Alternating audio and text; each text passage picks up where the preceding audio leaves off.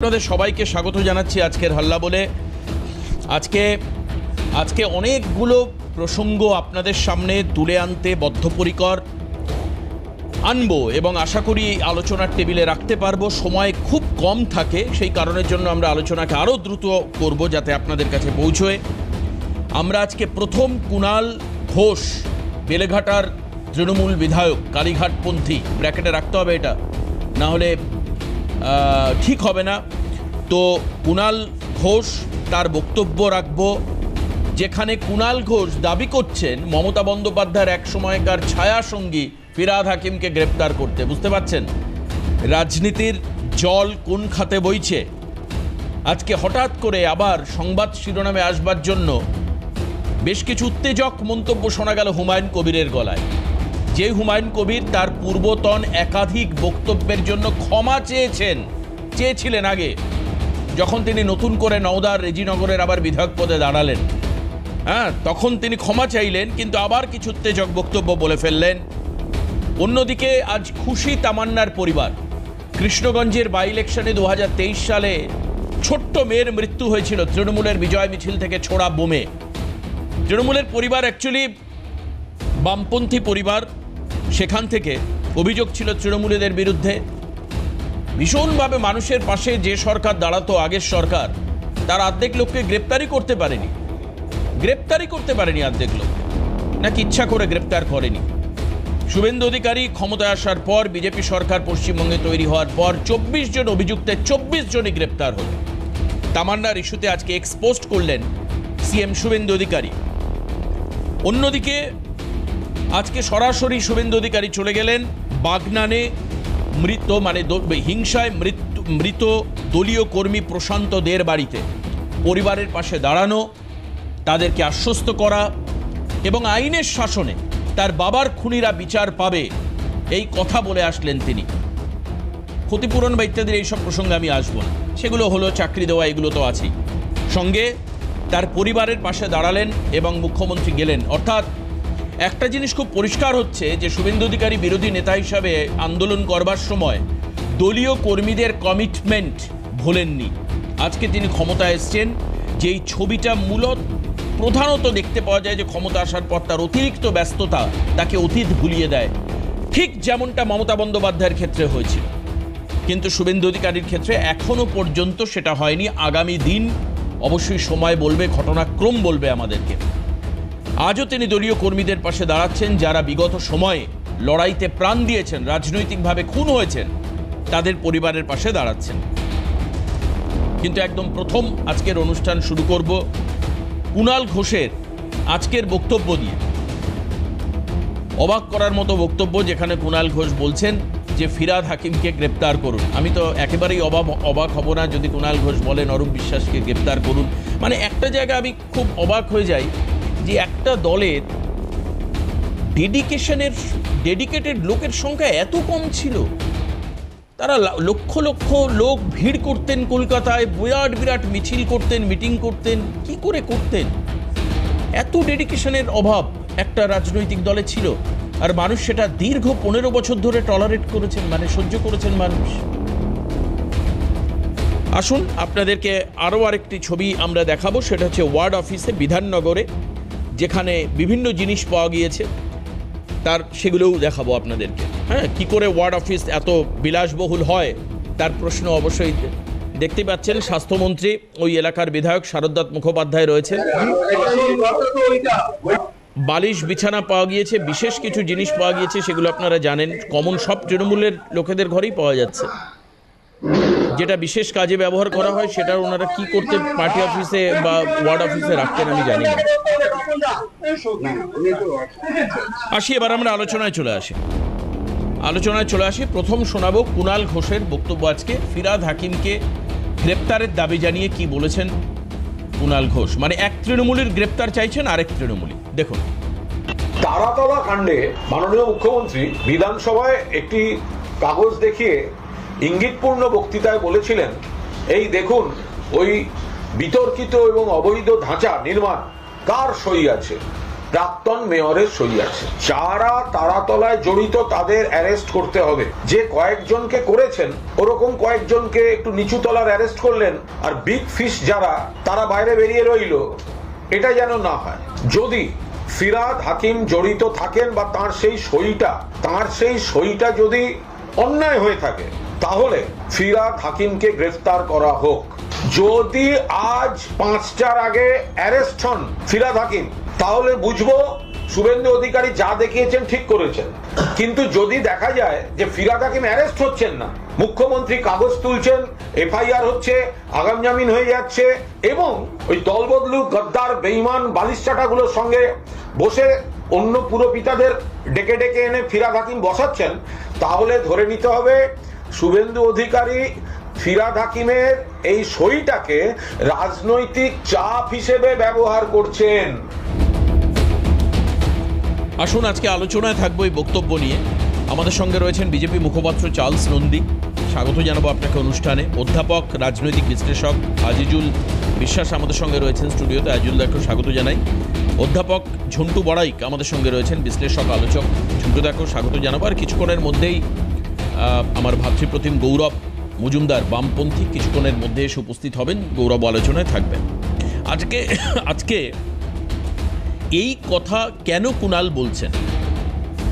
উনি কি ফিরহাদ হাকিমের প্রকৃত গ্রেপ্তারি চাইছেন, নাকি উনি আইনের শাসনকে চোখে আঙুল দিয়ে কিছু বোঝাতে চাইছেন? কেন বলছেন? আমি চার্লসদার কাছ থেকে জানবো। দেখুন, এটার উত্তর দিতে গেলে আমি আপনাদের একটু পিছিয়ে নিয়ে যাব, ফ্ল্যাশব্যাক। এই ঘটনাগুলো আমার সামনে দেখা, তাই বলছি। ফিরহাদ হাকিম আর কুণাল ঘোষ এরা কিন্তু তৃণমূলে বরাবরই দুটি গ্রুপে বিলং করে। আমার মনে আছে কুণাল ঘোষ তখন মমতা জাস্ট ক্ষমতা এসেছে 11 সালে, একটি ব্রিগেড প্যারেড গ্রাউন্ডে একটি সভা ছিল। তো সেই সভায় সেন্টার স্টেজ নিয়েছিলেন কুণাল এবং সংবাদ প্রতিদিনের মালিক টুম্পাই।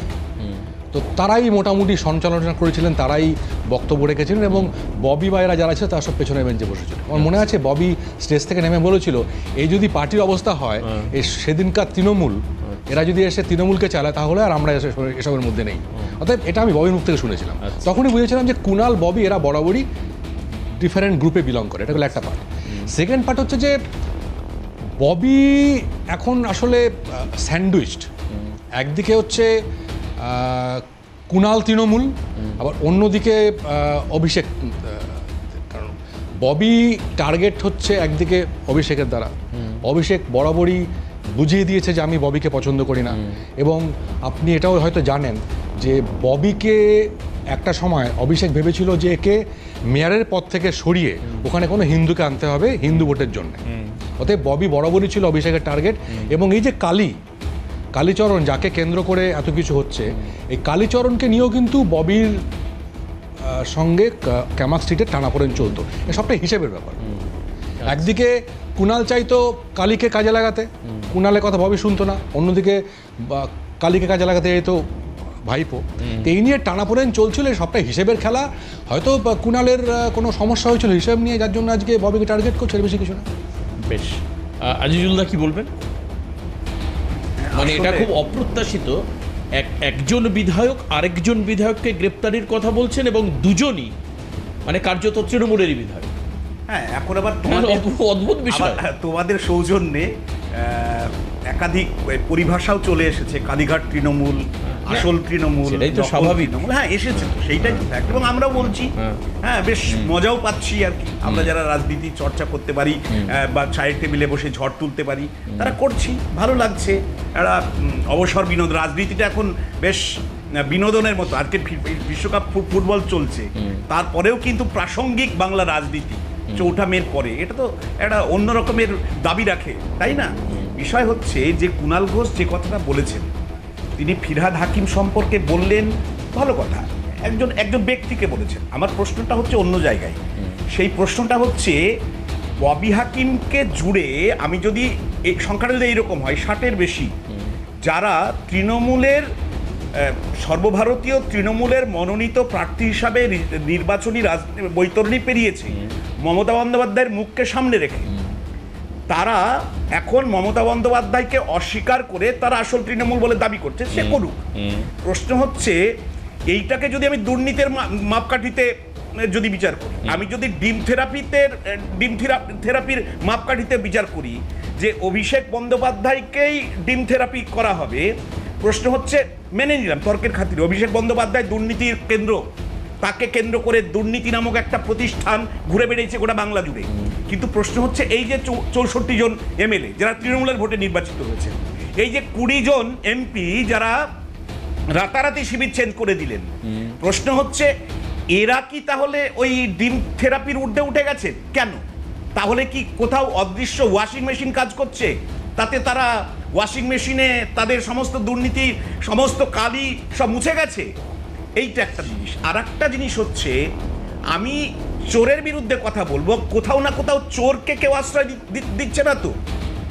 এই বাংলা রাজনীতি তো এইরকম রাজনীতি দেখেনি যে 4 মে রেজাল্টের পরে একটা দল, যে দলের আর্থিক ফান্ড হচ্ছে ভারতীয় জনতা পার্টির পরে দ্বিতীয়, মানে সর্বভারতীয় দল হচ্ছে কংগ্রেস, জাতীয় কংগ্রেস, তার থেকেও বেশি অর্থবল বেশি তৃণমূল কংগ্রেসের, সর্বভারতীয় তৃণমূল কংগ্রেসের, সেই দলটা চুরমার হয়ে গেল কি করে?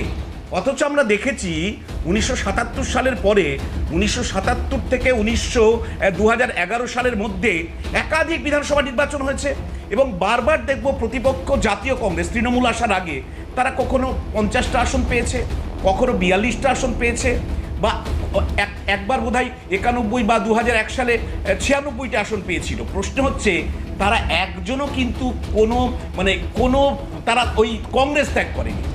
এটা কিন্তু ঘটনা।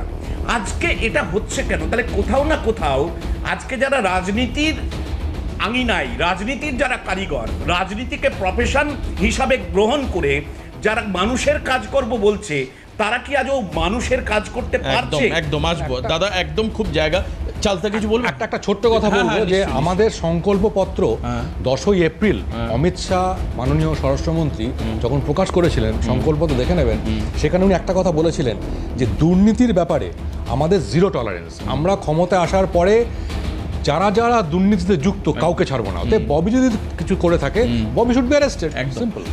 ববি হাকিম অ্যারেস্ট হতে পারে, একদম পরিষ্কার আইনের শাসনে। এটা তো ভুললে চলবে না।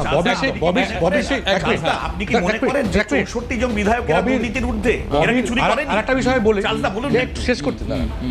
একটা বিষয় বলি, ববির তো ওই যে কথাগুলো মনে আছে, দাওয়াতে ইসলাম, ববির কথাগুলো মনে আছে যে 50% উর্দু স্পিকিং এখন আছে কলকাতায়, আমরা চাই সেটা পুরোপুরি হয়ে যায়।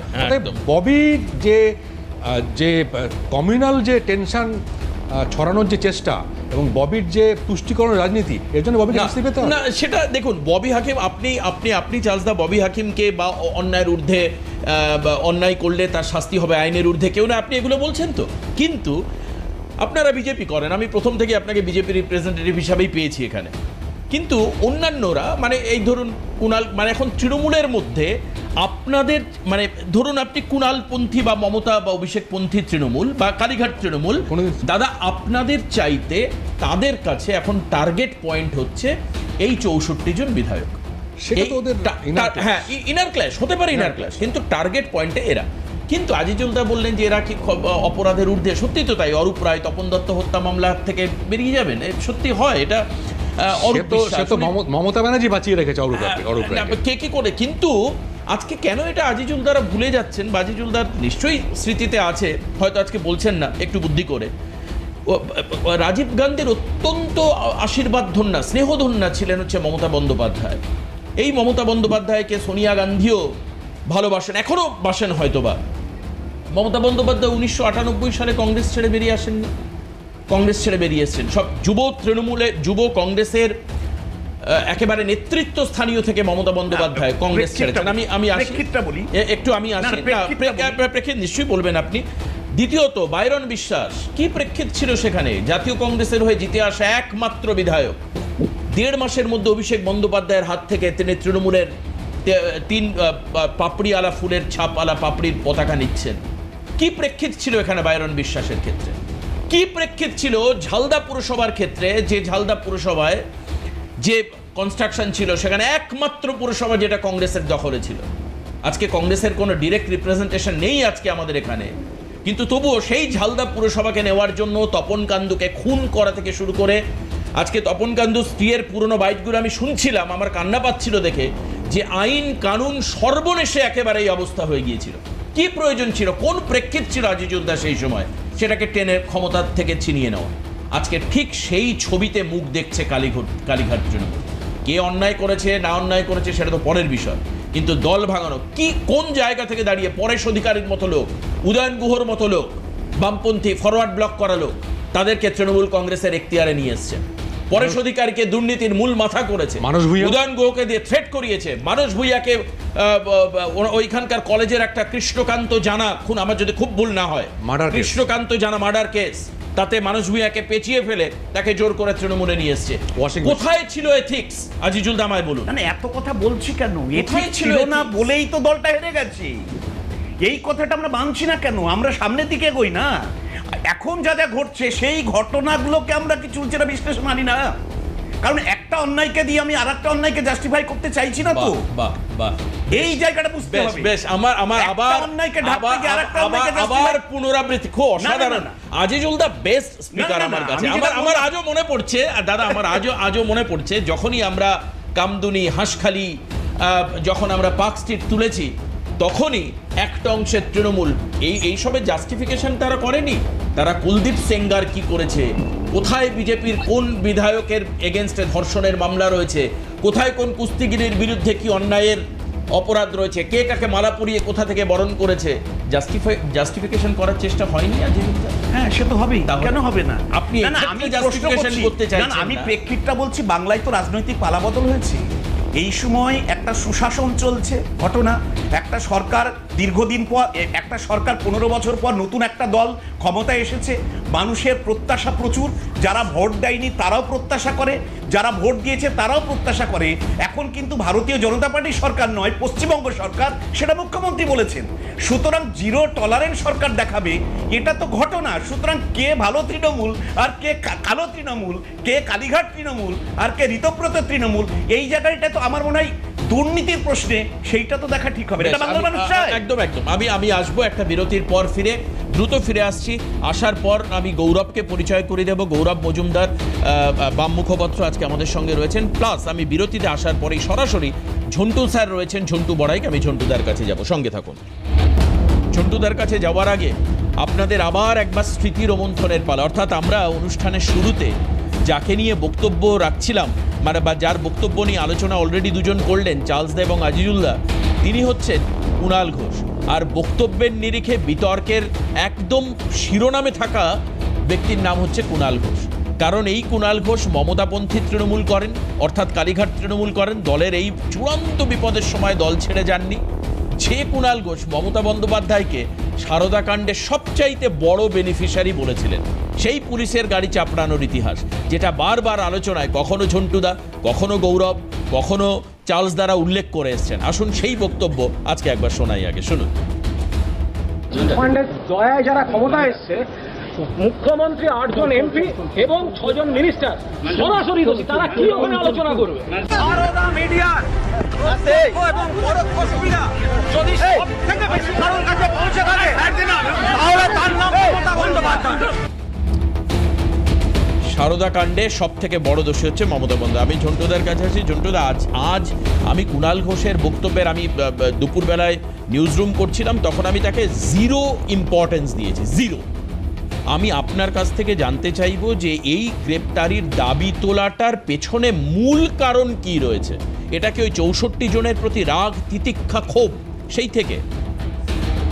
না দেখো, শোনা যাচ্ছে দেবাশিস? হ্যাঁ শোনা যায়, একদম পরিষ্কার শোনা যাচ্ছে।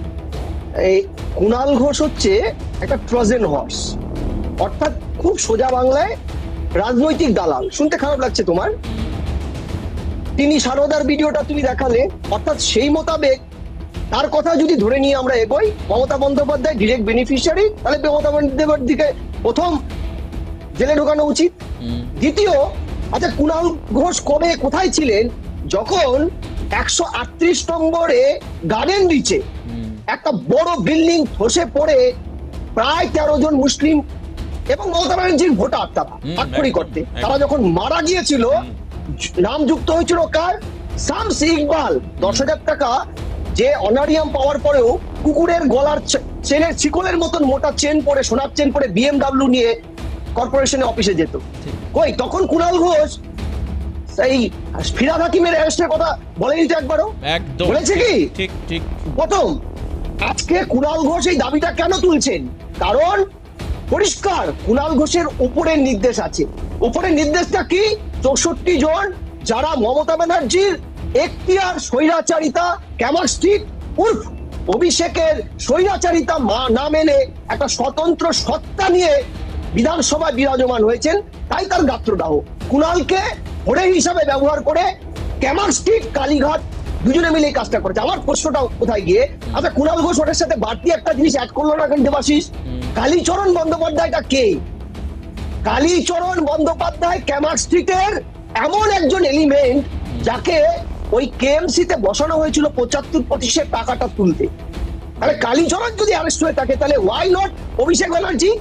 আচ্ছা কুণাল ঘোষ এত সততার প্রতীক, তা কুণাল ঘোষ নিশ্চান বাউন্সের অভিষেকের বিরুদ্ধে অভিযোগ করছে না কেন? অভিষেককে জেলে ঢোকাক সরকার, একদম তাই তো? একদম। আচ্ছা পোস্তা ব্রিজ, রেজিনগর ব্রিজ এই যে ভেঙেছিল ফিরহাদ হাকিমের আমলে, একের পর এক 12 জন তড়িতাড়িত হয়ে মারা গিয়েছিল 2025-এর পুজোর সময় কলকাতার উন্নয়নের জোয়ারে। কই ফিরহাদ হাকিমকে অ্যারেস্টের কথা তো তখন বলেনি। বা তৃণমূলের যারা তখন সকল মুখপাত্ররা চ্যানেলে বসে সোলো পাউডার মেখে আমাদের সাথে তর্ক করতো, ওই তারা তো একটাও বার বলেনি। এখন বিবেক জেগে উঠেছে।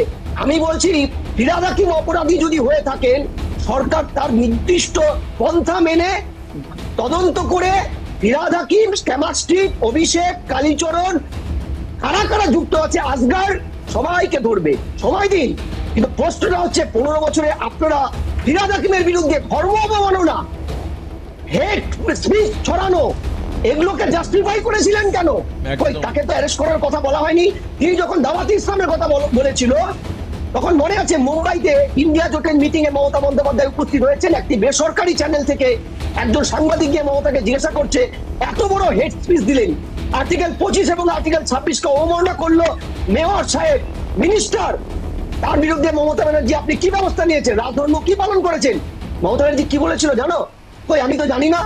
এবং মিঠুন চক্রবর্তী বাংলার আইকন, তিনি একটি বেসরকারি চ্যানেলে একটা প্রতিবাদ করেছিল বলে এটার এবং রেজিনগরের প্রাক্তন বিধায়ক তৃণমূলের হুমায়ুন কবিরের বিরুদ্ধে প্রতিবাদ করেছিল তার হেড স্পিচ নিয়ে বলে তার বিরুদ্ধে 4টা মামলা হয়েছে। আমার প্রশ্নটা হচ্ছে আপনাদের বিবেকটা কি সময় সময় জাগে? আপনাদের বিবেকটা তো সিলেক্টিভ কেন? হুমায়ুন কবির বা ফিরহাদ হাকিমরা যদি অন্যায় করে থাকে সরকার নির্দিষ্ট পন্থা মেনে তার তদন্ত করবে, মাত্র 1.5 মাসের আতুর ঘরের সরকার করবে। কিন্তু আপনারা প্রিভিয়াসের যে অভিযোগগুলো তার বিরুদ্ধে স্পিচ নট কেন? এই যে আজকে তোমরা কুণাল ঘোষের কথা বলছো, কুণাল ঘোষ কখনো তৃণমূল নেত্রী মমতা বন্দ্যোপাধ্যায়ের লোক, কখনো অভিষেকের লোক, আমরা জানি না। তাই তার নামটাই হয়ে গেছে তিনি ট্রোজান হর্স। ফলে তার কথার এত ইম্পর্টেন্সি রাজনীতিতে নেই। না আমি ওই জন্যই বললাম ওনার কথার আমি 0% ইম্পর্টেন্স দিয়েছি, এবং তারপর আপনি যুক্তিসহ যেগুলো বললেন এগুলো নিতান্তই অস্বীকার করার কোনো জায়গা নেই। আজকে উনি যে প্রশ্ন তুলছেন একই প্রশ্ন ওনার দিকে আঙুল তুলে তোলা যায় এবং সেখানে 1000টা অভিযোগ রয়েছে। আজকে উনি বলছেন ফিরহাদ হাকিমকে, এবং একই সঙ্গে আজিজুদ্দাও বলছেন যে কেন ফিরহাদ তাহলে কেন গ্রেপ্তার হবে না, এটা হওয়া উচিত। এবং তাহলে অবশ্যই নৈতিকতার প্রশ্নে গত 15 বছরের অনেক অভিযোগ আছে। আচ্ছা একই রকমভাবে আমরা প্রশ্ন করতে পারি তামান্নার মা যাদের বিরুদ্ধে অভিযোগ করেছিলেন তারা কেন গ্রেপ্তার হননি? কৃষ্ণগঞ্জের বাই ইলেকশনের পরে বোম ছুড়ে তৃণমূলের বিজয় মিছিল থেকে একটা বাচ্চা মেয়েকে ছিন্ন বিচ্ছিন্ন করে দেওয়া হয়েছিল। আজকে কেন গ্রেপ্তার হননি? আজকে গৌরব আমার সঙ্গে রয়েছে, গৌরবকে পরিচয় করিয়ে দিলাম আরও আরেকবার। আজকে দেবু দাস, উষারানী দাস, তাদের হত্যা, 2 জন বাম কর্মী, তাদের হত্যার পরে কেন অভিযুক্তদের গ্রেপ্তার করেনি পুলিশ? কেন বিভিন্ন জায়গায় গ্রেপ্তারির নামে ছলচাতুরি করা হয়েছে? কেন মধ্যমগ্রাম ধর্ষণ, হাঁসখালি ধর্ষণ, কামদুনি ধর্ষণ কাণ্ডে একটি কলেজ থেকে ফেরত আসা মেয়ের পা ছিঁড়ে টেনে ধর্ষণ করে খুন করা হলো? পুলিশ তাদের এগেনস্টে বারবার করে তথ্যই দিতে পারেনি সেরকম কিছু, যার জন্য বারবার করে পিপি পরিবর্তন করে এমন একটা পরিস্থিতি তৈরি হলো যে নিম্ন আদালত ফাঁসির আদেশ দিলেও উচ্চ আদালতে সেটা মানে উইথড্র হয়ে গেল ফাঁসির আদেশ। ভাবা যেতে পারে এই হচ্ছে ভূমিকা ছিল গত সরকারের। আমি গৌরবের কাছে আসবো। গৌরব, একটা পোস্ট দেখাই যেখানে আজকে তামান্নার মা খুশি, সিএম পোস্ট করেছেন এবং তামান্নার মায়ের বক্তব্যও শোনাবো। প্রচুর মানে ওই বাম অধ্যুষিত গ্রাম, এবং যেখানে উনি বলতেন যে আমি বাড়ির দাওয়ায় বসে আছি, আমার সামনে থেকে আমার অভিযুক্তরা যাচ্ছে, সকাল বিকাল রাতে থ্রেট করছে, চোখ রাঙাচ্ছে, পুলিশের মিনিমাম কোনো ভ্রুক্ষেপ নেই। সম্প্রতি শুভেন্দু অধিকারীর সঙ্গে দেখা করেন, আমি দেখতে পাচ্ছিলাম মীনাক্ষী মুখার্জিও পাশে রেখে তিনি খুশির বার্তা দিচ্ছেন। ওনাকে একবারও বাম থেকে মানে বামপন্থী মানসিকতা থেকে সরে বিজেপিতে জয়েন করাননি শুভেন্দু অধিকারী। আইনের শাসনে আর 24 জনই গ্রেপ্তার হয়েছে। আসুন একবার শোনাই তামান্নার মা কি বলেছেন। তামান্নার এই খুনের ঘটনায় যারা অভিযুক্ত প্রত্যেকের নাম সামনে আসলো, কতটা খুশি আজ আপনারা? আমি তো খুশি এই জন্যই যে ক্রিমিনাল মুক্তি হচ্ছে, গ্রামের আর 5টা সাধারণ মানুষ ভালো মতো থাকতে পারছে। আর আমার কথা রেখেছে আমার যে আমি মুখ্যমন্ত্রীর কাছে গেছিলাম, বিচার চাইতে গেছিলাম, সে বিচার মুখ্যমন্ত্রী দিচ্ছেন। তো তার জন্য মুখ্যমন্ত্রীকে অসংখ্য ধন্যবাদ। আমাদের মুস্তাফিজুর রানা, আমাদের নেত্রী মীনাক্ষী দি, ওনাদেরকে অসংখ্য ধন্যবাদ। ওনারা যে আমাকে নিয়ে যে গেছে এবং কথা বলার সুযোগ করে দিয়েছেন, তার জন্য অসংখ্য ধন্যবাদ। এবং আমি প্রশাসনকেও ধন্যবাদ জানাতে চাই যে প্রশাসনও কাজ করছে। যে কাজটা আগে করা দরকার ছিল ওই কাজটা এতদিন করেননি, কিন্তু তবু পরে যে এই সরকারের নির্দেশ অনুযায়ী করছে, এসপির অনুযায়ী এখন কাজটা করছে, তার জন্য ওনাদেরকে সবাইকে অসংখ্য ধন্যবাদ। আজকে আমাদের বিধায়ক রানাদা, মীনাক্ষী দি কথা বলেছিলেন, তারপরে ডেট ফিক্স করে আমাকে এখানে নিয়ে এসেছেন, আমাদের সবাইকে নিয়ে এসেছেন। তো সিএম আশ্বস্ত করলেন, বললেন যে আমি ওনার কাছে দাবি রেখেছিলাম যে আমার যে ক্ষতিটা হয়েছে তার জন্য আমি যাদের চাই বিচারটুকু আমি চাই, শাস্তি চাই, যারা দোষী তাদের শাস্তি চাই। তো উনি আমাকে আশ্বস্ত করলেন যে ওনার শাস্তি উনি দেবেন, উনি আছেন, দেখছেন এবং দেখবেন। পুরোপুরিভাবে আমাকে আশ্বস্ত করলেন। আমি ভরসা নিয়ে ফিরে আসলাম, ভরসা পেলাম। হ্যাঁ, এখন আমি ওখানে যাচ্ছি। ওখানে উনি ফোন করে দিলেন, সিএম ফোন করে আমাদেরকে ওখানে পাঠালেন। তো ওখানে যাচ্ছি। 2023-এর ঘটনা আমি আজ মানে ওনার মুখেই 23 তারিখের আগের বাইটটা দেখালাম। আর আজকে আমাদের প্রতিনিধি মণিময় ফোন করেছিলেন ওনাকে নিউজ থেকেই, তখন কথা হয়েছে। গৌরব, আমি তোমার কাছে আসি। এই আইনের শাসন তো জেনারেলি প্রতিষ্ঠা হওয়ার দরকার ছিল। আজকে কুণাল ঘোষেরা মানে একদম মানে মনে হচ্ছে যেন ওনারা আইন পুরোপুরি মেনে চলতেন, যার জন্য ফিরহাদ হাকিমকে কেন গ্রেপ্তার করা হচ্ছে না উনি মাথার চুল ছিঁড়ে ফেলছে। 5টার মধ্যে টাইম দিয়ে দিচ্ছে, 5টার মধ্যে গ্রেপ্তার করতে হবে। কিন্তু তুমি তো আজকে বাম কর্মী হয়ে দেবুদাস, উষারানী দাসের প্রসঙ্গ হয়তো তুলবে, এর আগেও তুমি করেছো, টিভিতে প্যানেলে বলেছো, আমার মাথায় আছে। এখন কি বলবে মানে এই জায়গায় দাঁড়িয়ে?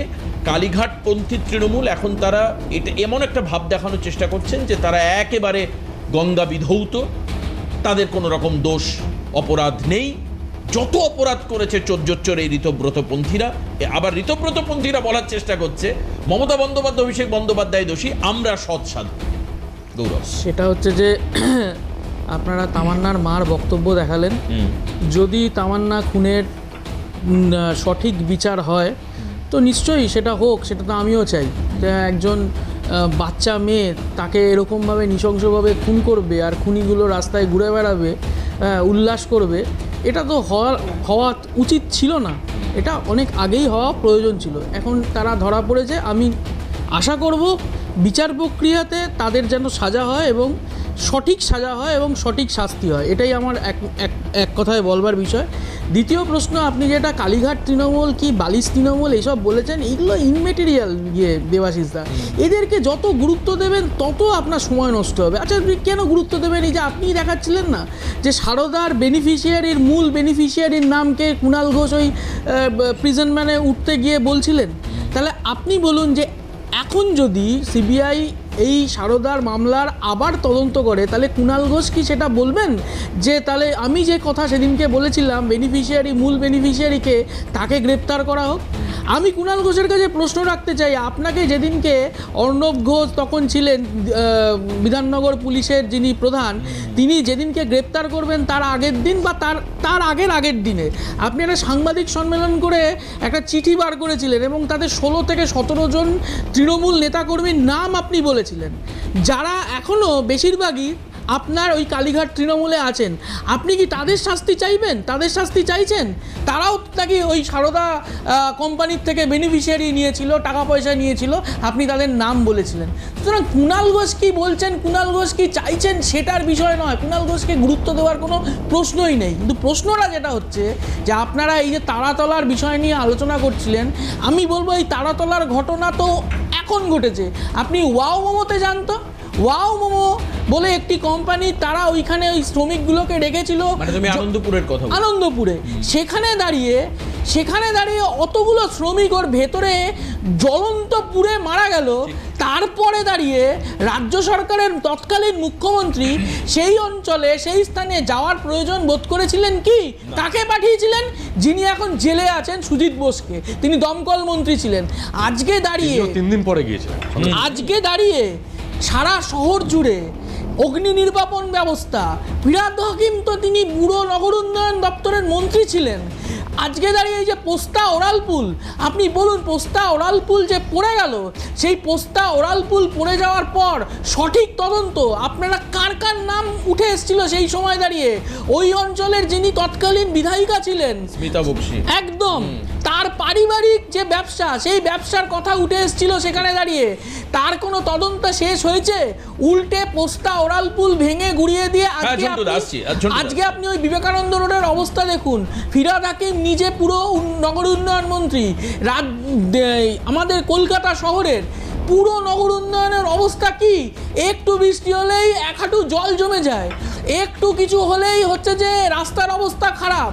তিনি মেয়র হিসেবে এই করোনার সময়, কোভিডের সময় যে দুর্নীতি কলকাতা পৌরসভায়, রেশন কার্ড কেলেঙ্কারি আমরা এখন দেখতে পাচ্ছি, এর আগেও আমরা অভিযোগ করেছি, কাউন্সিলররা রেশন কার্ড কেলেঙ্কারির সঙ্গে যুক্ত, বার্ধক্য ভাতা, তারপরে 100 দিনের কাজ, ভ্যাকসিন। এই যে ঘটনাগুলো যখন ঘটেছে তখন এই স্টুডিওতে বসে তৃণমূলের তৎকালীন মুখপত্ররা এই অন্যায়গুলোকে যে কোনো রূপে, যে কোনো ভাবে হোক, যে কোনো কায়দায় হোক, তারা আড়াল করবার চেষ্টা করেছে। আজকে দাঁড়িয়ে কুণাল ঘোষ এই কথা বলবেন আর ঋতব্রত সকালবেলা ধমক দেবে শুভেন্দু অধিকারী বিধানসভার ভেতরে, আর সন্ধ্যেবেলা এয়ারপোর্টের কাছে কোনো হোটেলে গিয়ে তুতু মেমে করবেন, এই জিনিস মানুষ আর মেনে নেবে না। এ রাজ্যের বুকে তৃণমূল কংগ্রেস নামক যে দল, তারা 1 মাসও হয়নি, তারা আজকে উঠে গেছে, তারা আজকে শেষ হয়ে গেছে। সেখানে দাঁড়িয়ে এই শেষ হয়ে যাওয়া শক্তিকে আবার পুনরুজ্জীবিত করবার কোনো প্রয়োজন আছে বলে আমার মনে হয় না। আর আমার মনে হয় না যে এত দুর্নীতি, এত রাহাজানি যে শহর জুড়ে বা রাজ্য জুড়ে হয়েছে, রাজ্যের মুখ্যমন্ত্রী তিনি কিছুই জানতেন না। আজকে সাধু সন্ন্যাসী শেষে তৎকালীন মুখ্যমন্ত্রী ঘরের মধ্যে বসে আছেন, তিনি কিছুই জানেন না। যে এটা হতে পারে না। আসলে কুণাল ঘোষ ওই যে মহাভারতের শকুনি, সেই শকুনির পাঠ তিনি করছেন, তিনি মমতাকেও সামাল দিচ্ছেন, তিনি শুভেন্দুকেও ইয়ে করছেন, শকুনির পাঠ আমরা দেখেছি। আজকে দাঁড়িয়ে কুণাল ঘোষকে তাই আমরা দেখতে পাচ্ছি। এটাই হচ্ছে ব্যবস্থা। এদেরকে এত পয়েন্ট দেওয়ার কোনো মানে হয় একদম। আমি আসবো বিরতির পর ফিরে। ঝন্টুদা কিছু বলতে চাইছিলেন, আমি আপনার কাছে যাব। আজিজুল দা কি বলবেন শুনবো, চার্লস দার কাছেও যাব, সঙ্গে থাকবেন। হুমায়ুন কবির যিনি এখন এই মুহূর্তে নওদার বিধায়ক, রেজিনগর থেকে উনি জিতেছিলেন, ওই পদটা তিনি ছেড়েছেন। আগে ছিলেন তৃণমূলের বিধায়ক ভরতপুর বিধানসভা কেন্দ্রের। সেই হুমায়ুন কবির আজকে হঠাৎ করে আস্ফালিত হলো তার গলা। আমি আবারও একবার বলছি, সেই জলঙ্গিতে ভাসিয়ে দেওয়া বক্তব্যে ক্ষমা চাইলেও আবারও মুখ খুললেন হুমায়ুন। আর আপনাদেরকে এটাও বলে রাখি, এই বক্তব্যের নিরিখে আজকে থানায় এফআইআর হলো। কিছুক্ষণ আগের আমাদের কাছে খবর আসছে যে বিপাকে পড়ছে হুমায়ুন কবির, এফআইআর দায়ের করা হলো তার এগেনস্টে। যেটা আমরা জানতে পাচ্ছি এখন এই মুহূর্তে যে এফআইআর হয়েছে তার এগেনস্টে বহরমপুর পিএসএ, যে আমরা যেরকম খবর পাচ্ছি এখন এই মুহূর্তে কিছুক্ষণ আগেই সেই এফআইআর লজ করা হয়েছে তার এগেনস্টে।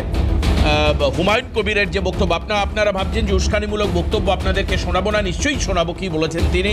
বহরমপুর থানায় অভিযোগ দায়ের করেছেন হুমায়ুন কবির। বহরমপুর থানায় হুমায়ুন কবিরের এগেনস্টে অভিযোগ দায়ের করা হয়েছে, এফআইআর করা হয়েছে। বিজেপিকে হুঁশিয়ারি দিয়েছেন তিনি। আসুন কি বলেছেন হুমায়ুন কবির, যার নিরিখে এফআইআর দায়ের করা হলো, তার সেই বক্তব্য একবার শোনায়। পাশে দেখতে পাচ্ছেন এফআইআর দায়ের করেছে, আমরা কারা করেছেন এখনো পর্যন্ত জানতে পারিনি। আচ্ছা, বিজেপির তরফ থেকে করা হয়েছে, বিজেপি কর্মী সমর্থকেরাই করেছেন। কি বলেছিলেন হুমায়ুন, বিতর্কিত সেই মন্তব্য শুনি একবার। অনামিকা ঘোষ সে ভোটে হেরেও সেখানে গিয়ে মনে করছে আমি এমএলএ, এখানে ভোটে হেরেও বিজেপি মনে করছে আমি এমএলএ। এখানে এমন আস্ফালন করে বেড়াচ্ছে। তা আমি শুভেন্দু অধিকারীকে সেদিন বলেছি যে আপনি ভোটে জিতেছেন, আপনার দল জিতেছে, খুব ভালো কথা, কিন্তু মুর্শিদাবাদে আস্ফালনটা একটু কম করতে বলেন। আমি যেদিন ময়দানে মুসলমানদের নিয়ে নেমে যাব না, সেদিন এমন সাটা বাঁধা মাছ শুরু করব যে আপনাদের পতাকা বহন করার লোক থাকবে না। কেস ওরকম কেস আমাদের বহুবার জেল খাটা আছে। ক হাজার লোককে আপনি বহরমপুর সেন্ট্রাল জেলের যে আয়তন, তাতে 4700-র বেশি 4800 লোক ধরে না। লাখ লাখ লোককে রাস্তায় নিয়ে নামাবো আর সাটা ভাঙা মাছ দেবো আর জেলে যাব। কদিন জেলে রাখতে পারেন, কত খাওয়াতে পারেন? এই আস্ফালন শুধুমাত্র আমি রাজনৈতিক আস্ফালন বলবো না, এর ফলে গোষ্ঠী সংঘর্ষ হতে পারে, জাতিগত বৈষম্য তৈরি হতে পারে এবং এর ফলে আগুন জ্বলতে পারে। আবার এই ভয়াবহ বক্তব্য, এর এগেনস্টে এফআইআর দায়ের করা হয়েছে, বহরমপুর থানা এফআইআর করেছে এবং এফআইআর দায়ের করা হয়েছে হুমায়ুন কবিরের এগেনস্টে। আমি অভিযোগ দায়ের করা হয়েছে এবং সেই নিরিখে এফআইআরও হয়েছে আমার কাছে যেটুকু খবর আসছে। আবারও বলে দিই, তাৎক্ষণিকভাবে আমার কাছে খবর আসছে, তবে এফআইআর না জিডি আমি এখনও কনফার্ম করছি না, কিছুক্ষণের মধ্যে আপনাদেরকে বলে দেবো। আমি চার্জদার কাছে আসি। এ তো ভয়াবহ বক্তব্য, যেখানে উনি বলছেন যে বিজেপিরা আস্ফালন করে বেড়াচ্ছে, উনি তাদেরকে বেধড়ক মার দেবেন। আমি ঝন্টুদা আসছি একটু, এক মিনিট, আমি যেহেতু নেক্সট ইয়েতে এসছি আমি আসছি। দেখুন, বিষয়টা হচ্ছে যে প্রথমে মনে রাখতে হবে এই হুমায়ুন হচ্ছে মমতার বি টিম। আপনাদের মনে আছে হুমায়ুনকে মমতা কেন টিএমসি থেকে তাড়িয়েছিল? হুমায়ুন বলেছিল যে আমি বাবরি মসজিদ করব, সেই জন্য মমতা বলেছিল একটু ধর্মীয় মসজিদ গড়ার কথা চলবে না, ওকে তাড়িয়ে দাও। এরপরে কি দেখলাম, মমতা কি করলো, যখন এই হুমায়ুন বাবরি মসজিদ গড়ার জন্যে তার শিলান্যাস শুরু করলো, মমতা কি করলো, ওকে পুলিশ প্রোটেকশন দিল। মমতা উচিত ছিল সেদিনই ওকে অ্যারেস্ট করে নিয়ে যাওয়া। মমতা সেটা করেনি, তার কারণ এটা হচ্ছে জানে বাবরি মসজিদে শিলান্যাস যদি করতে বাধা দেয় ইলেকশনের আগে, তাহলে মমতার যে তুষ্টিকরণের রাজনীতি সেখানে সমস্যা হয়ে যাবে। তাই মমতা কি করলো, হুমায়ুনকে পুলিশ প্রোটেকশন দিল এবং শিলান্যাস করতে দিল। এটা হলো একটা পার্ট। সেকেন্ড পার্ট হচ্ছে যে মমতা তো বেসিক্যালি মমতারই হচ্ছে শিষ্য আমাদের হুমায়ুন। মনে নেই মমতা বলেছিল ধর্মতলায় ইলেকশন 1 মাস আগে, যদি একটা কমিউনিটি এক হয় আর একটা কমিউনিটি মানে হিন্দুদের সাফ করতে 1 সেকেন্ড লাগবে। আজকে হুমায়ুন সেটাই বলছে। তবে হুমায়ুন একটা জায়গায় ভুল করছে, এটা কিন্তু মমতার জামানা নেই, এটা শুভেন্দু অধিকারীর জামানা, এটা বিজেপির জামানা, এটা পশ্চিমবঙ্গ সরকার। সোমবারে আইন আসছে, কড়া আইন আসছে, এদের আমরা ঠিক ইঞ্চিতে বুঝিয়ে দেবো যে কোনো কমিউনাল কথা বলে পশ্চিমবঙ্গে থাকা যাবে একদম। মমতা বন্দ্যোপাধ্যায়ের বক্তব্য একবার আমরা একটু শোনাই, কিছুক্ষণ আগে আমাকে বলছিল শুনুন। আমরা আছি বলে না আপনারা সবাই ভালো আছেন, আর যদি আমরা না থাকি কোনোদিন সেরকম আসে 1 সেকেন্ড লাগবে। একটা কমিউনিটি যখন জোট বাঁধে না, ঘিরে ফেললে 1 সেকেন্ডে দেবে একদম 12টা বাজে। একটা বিরতির পর ফিরে আসবো আজিজুল বিশ্বাসের কাছে। যে উস্কানি, ধর্মকেন্দ্রিক উস্কানি মমতা বন্দ্যোপাধ্যায় দিয়েছিলেন ধর্ণা মঞ্চে দাঁড়িয়ে, ঠিক ভোটের আগে ঠিক একই রকম উস্কানি হুমায়ুনের গলায়। আবার আপনারা মাথায় রাখবেন, যখন মমতা বিপাকে পড়েছেন, দল হুড়হুড় করে ভাঙছে বিজেপির জয়ের পর, তখন এই হুমায়ুন কবিরই বলেছিলেন আমি মমতা বন্দ্যোপাধ্যায়ের পাশে আছি। বুঝতে পারছেন তাহলে সংযোগটা কোথায়? আসবো আজিজুল্লাহর কাছে বিরতির পরে, সঙ্গে থাকুন। আজিজুলদা, মমতা বন্দ্যোপাধ্যায়, আবারও একই কথা বলি, সেই কয়েনের এপিটোপিট। একজন মুখ্যমন্ত্রী, প্রাক্তন মুখ্যমন্ত্রী হোক বা একজন বিধায়ক হোক, এরা কিন্তু সংবিধানের একটা নির্দিষ্ট জায়গায় শপথ গ্রহণ করে এই সাংবিধানিক দায়িত্ব পালনের অঙ্গীকার করেন। সুতরাং সেই জায়গা থেকে এই ধরনের বক্তব্য করতে পারেন না, এটা একদম পরিষ্কার কথা। বিষয় হচ্ছে একটু আগে বলা হচ্ছিল হুমায়ুনের মানে কার বি টিম কার এ টিম, এগুলো আমি যদি খুঁজতে যাই, হুমায়ুনের ডিএনএ যদি খুঁজতে চাই, তাহলে ডিএনএটা হাইব্রিড ডিএনএ খুঁজে পাওয়া যাবে। কারণ হচ্ছে একটা সময় 2011 সালে কংগ্রেসের এমএলএ হলেন, পরবর্তীকালে তৃণমূলে গেলেন, তারপরে আবার কংগ্রেসে এলেন, 2019-এ ভারতীয় জনতা পার্টির মনোনীত প্রার্থী হিসেবে মুর্শিদাবাদ লোকসভার প্রার্থী হলেন, 2 লক্ষ প্রায় 2.5 লক্ষের বেশি ভোট পেলেন, তারপরে আবার কংগ্রেসে এসে আবার তৃণমূল, তারপরে আমরা তো জানি। এবং এই যে গত বছর তিনি তার যে এখনকার যে রাজনৈতিক দল গঠন করার আগে তিনি যেটা করেছিলেন, রেজিনগরের বুকে বাবরি মসজিদ করবেন, একটা সাম্প্রদায়িক সুড়সুড়ি দেওয়ার মতো কাজ। সেই সময় আমি নিজে সোশ্যাল মিডিয়া বলো, খবরের কাগজ বলো, টিভিতে বলো, এই লোকটার বিরুদ্ধে আমি সোচ্চার ছিলাম তীব্রভাবে, এবং তার জন্য মুর্শিদাবাদ থেকেই টেলিফোনে আমাকে থ্রেট খেতে হয়েছে। কারণ এই ধরনের, এবং আমি বলি এই লোকটা মুর্শিদাবাদের রাজনীতিকে, মুর্শিদাবাদের সাম্প্রদায়িক সম্প্রীতিকে মানে একটা সাম্প্রদায়িক পথে হাঁটানোর জন্য এই লোকটা দায়ী। আমি তো বলবো, কিন্তু তার বিরুদ্ধে তো কোনো ব্যবস্থা নেওয়া হয়নি, কোনো সময় নেওয়া হয়, নেওয়া উচিত ছিল। তার মানে মমতা ব্যানার্জির ব্যর্থতা, নেওয়া উচিত ছিল, আপনি বলুন। একদমই ব্যর্থ। এবং আমি বলবো এখন যে এই যে উস্কানিমূলক বক্তব্য দিচ্ছেন, বর্তমান সরকার যদি এর বিরুদ্ধে কোনো পদক্ষেপ গ্রহণ না করেন, তাহলেও কিন্তু তার বিরোধিতা করবে। বিষয় হচ্ছে এই ধরনের রাজনৈতিক ব্যক্তিত্ব রাজনীতিতে, বাংলার রাজনীতিতে গরম মশলা কিংবা তেজপাতার ভূমিকা পালন করছে কিনা, আসলে ও কার বিটিম, কার বিটিম, এই বিটিমটা খুঁজতে হবে। এটা খুঁজতে পারলেই, কারণ আমি যদি রাজনৈতিক পাটিগণিতের হিসাব দেখি, মুর্শিদাবাদ জেলায় হুমায়ুন কবিরের সাম্প্রদায়িক প্রচারের ফলেই মুর্শিদাবাদ জেলার হিন্দু ভোট এককাট্টাভাবে ভারতীয় জনতা পার্টির পক্ষে পড়েছে, সেটা তৃণমূলের পক্ষে যায়নি। কিন্তু অন্যদিকে মুর্শিদাবাদে এই প্রথম 2016 পরে 2019 বলো 2021 বলো, মুর্শিদাবাদের মুসলিমরা যারা এককাট্টাভাবে নাকি তৃণমূলকে ভোট দিত, এবার তুমি আসন ধরে ধরে দেখো মুসলিম ভোট কিন্তু তৃণমূলকে দেয়নি, ভোট ভাগ হয়েছে। তার ফলে তৃণমূল বিরোধী যে রাজনৈতিক দলগুলো বিজেপি বাদে আসন তারা পেয়েছে, আরও পেতে পারতো তারা।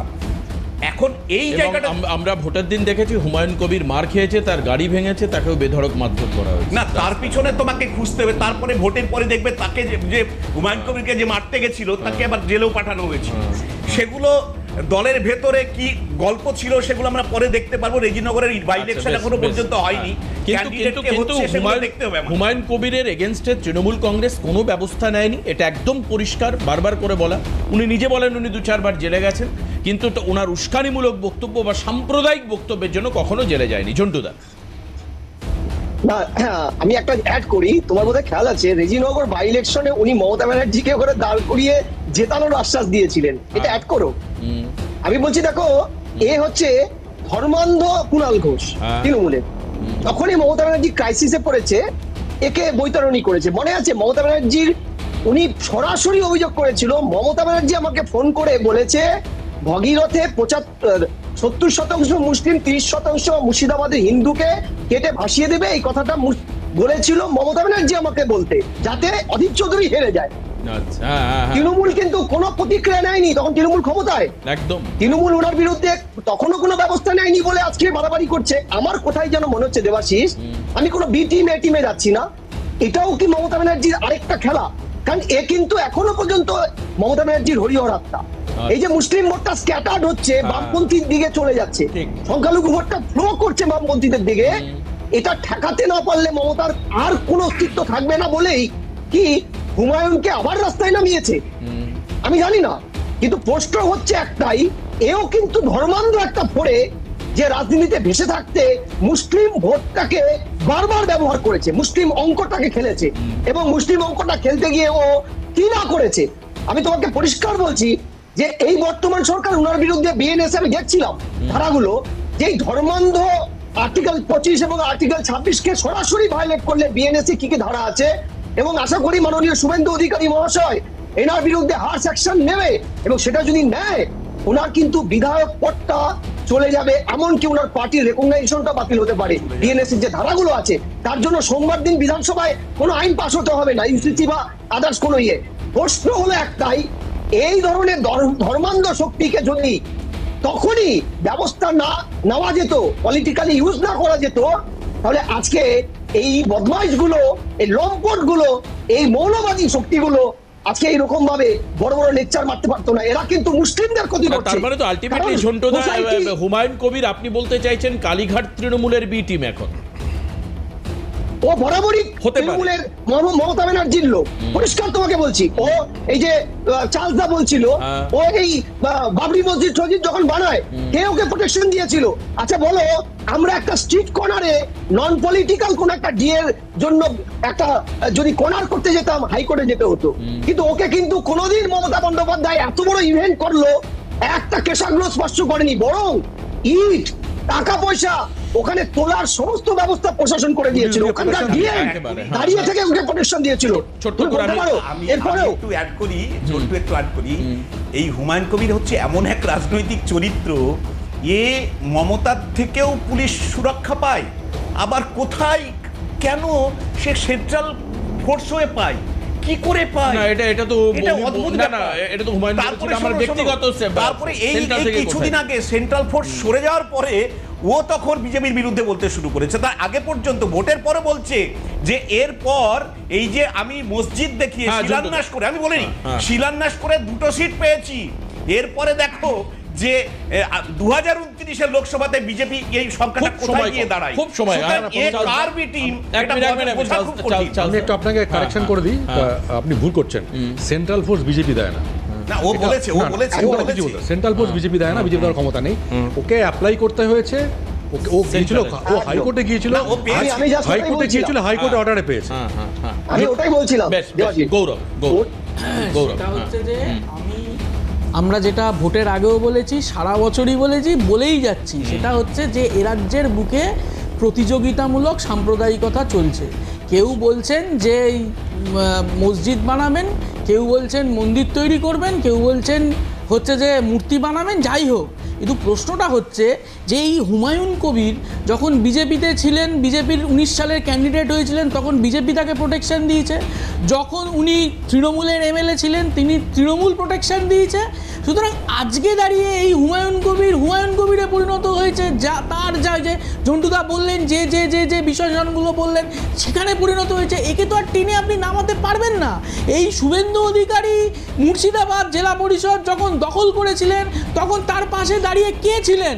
এই হুমায়ুন কবির ছিলেন। একটা জয়ী জেলা পরিষদ দখল করেছিলেন এই শুভেন্দু অধিকারীর নেতৃত্বে। মমতা বন্দ্যোপাধ্যায় তিনি অনুমতি দিয়েছিলেন। এই অভিষেক ব্যানার্জিকে মুখ্যমন্ত্রী দেখতে চাই। ওই চার্লসদা বললেন না যে হুমায়ুন কবিরকে মমতা বন্দ্যোপাধ্যায় কি এটা বলেছিলেন, না তার জন্য হুমায়ুন কবির সাসপেন্ড হননি। হুমায়ুন কবির সাসপেন্ড হয়েছিলেন যে অভিষেক বন্দ্যোপাধ্যায়কে আমি মুখ্যমন্ত্রী দেখতে চাই, মমতা বন্দ্যোপাধ্যায়কে নয়। তার জন্য হুমায়ুন কবির তৃণমূল কংগ্রেস থেকে সাসপেন্ড হয়েছিলেন, অন্য কারণের জন্য নয়। আসলে এই রাজ্য জুড়ে এই হুমায়ুন কবির আজকে আমার তৃণমূলের পক্ষে যিনি বলছেন, স্যার তিনি আমার, যাই হোক আপনি বলেছিলেন তো, এখন হয়তো বাসতে গিয়ে ঢাকাঢাকি করতে হচ্ছে। আমি শুনুন না, ঠিক আছে, মমতা ব্যানার্জির হয়ে বলেছিলেন, যাই হোক। কিন্তু স্যার ওই যে হুমায়ুন কবির সেদিনকে দাঁড়িয়ে ওই ভরতপুরের মিটিংয়ে যখন বলছে যে কেটে গঙ্গার ভাগীরথীর জলে পাটি ভাসিয়ে দাও, তখন আপনারাই তো এই মিডিয়া চ্যানেলের প্যানেলে বসে ওই বক্তব্যগুলোকে বলেছিলেন ওর ব্যক্তিগত বক্তব্য, ওটা তৃণমূলের বক্তব্য নয়। তাহলে যদি বক্তব্য ব্যক্তিগতই হতো সেদিনকে, তাহলে সেই ব্যক্তি হুমায়ুন কবিরকে আপনারা আইনানুগ ব্যবস্থা গ্রহণ করেননি, উল্টে তাকে আস্ফালিত করেছেন, তাকে বাড়তে দিয়েছেন। সেই বাড়ার ফলে আজকে যা ঘটনা ঘটছে, এগুলো আপনাদের দায় হচ্ছে যে নিতে হবে।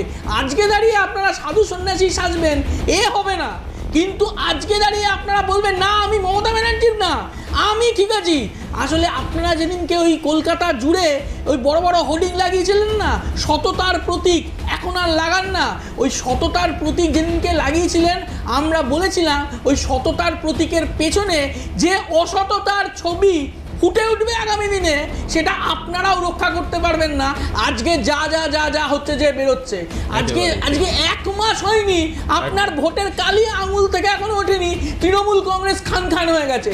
আজকে 1 মাস হয়নি, কে বিরোধী দলনেতা, একজন রেপিস্ট না একজন ওই হচ্ছে যে ওই সারদা কাণ্ডের সঙ্গে যুক্ত বা যা দুর্নীতিতে যুক্ত, সে আপনাদের দলের নেতা কে আপনি বলুন তো, যে তৃণমূলের চেয়ারপারসনের নাম কি আপনি বলতে পারবেন না, একজন কেউ জিজ্ঞেস করলে বলতে পারবেন না। আজকে সেই প্রশ্নটা হচ্ছে একদম এই তৃণমূল কংগ্রেস রাজ্যকে শেষ করে দিয়ে গেছে, সেখানে দাঁড়িয়ে না শিক্ষা, না স্বাস্থ্য, না নারী নিরাপত্তা, না সামাজিক নিরাপত্তা, না বেকারত্ব, না কর্মসংস্থান, কিচ্ছু নেই, সব শেষ হয়ে গেছে। আমরা শেষ করব, তবে এটা একদম ঠিক, আজকে তৃণমূল একটা যদি এসওপি তৈরি করে, একটা স্ট্যান্ডার্ড প্রোটোকলে যদি ঠগ বাছার চেষ্টা করা হয়, তাহলে সত্যি গা উজাড় হয়ে যাবে। গৌরবের বক্তব্য, এটা অস্বীকার করার কোনো জায়গা নেই। মানে হয় এপাশে নয় ওপাশে, প্রত্যেকেই কম বেশি দুর্নীতির সঙ্গে যুক্ত, হয়তো দু একজন মানুষের থেকে ব্যতি রেখে হতে পারেন, কিন্তু যখন তিনি তৃণমূল ফ্লোতে রয়েছেন এবং দলের বিরুদ্ধে কথা বলছেন না, সেই অভিযোগে তিনিও অভিযুক্ত। আসুন আজকের এই অনুষ্ঠান এখানে শেষ করি। আর হয়তো হুমায়ুনদের মতো এই মানুষরা লালিত পালিত হয়েছেন তৃণমূলের আশকারায়। আমি ধন্যবাদ জানাবো চার্লস দাকে, গৌরবকে, আজিজুল দাকে এবং ঝন্টু দাকে, সঙ্গে আপনাদেরও যারা এতক্ষণ পর্যন্ত এই অনুষ্ঠান